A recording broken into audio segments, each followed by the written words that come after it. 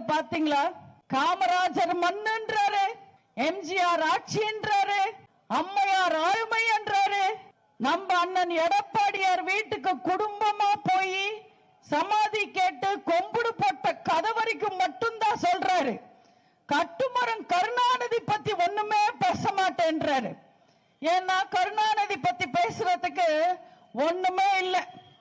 அதனால மக்களை ஏமாத்துறதுக்காக என்னென்னமோ பேசுறாரு. சூப்பர் ஸ்டார் யாருன்னு கேட்டா திமுக தேர்தல் அறிக்கைன்னு சின்ன குழந்தையும் சொல்லுவோன்னு நேத்து பிரச்சாரத்துல ஸ்டாலின் சொல்லிருக்காரு. ஆமா, விவரம் தெரியாத சின்ன குழந்தைங்க தான் சொல்ல முடியும். வளர்ந்தவங்க புத்தி இருக்கிறவங்க திமுக தேர்தல் அறிக்கைய சூப்பர் ஸ்டார் யாராவது சொல்லுவாங்களா?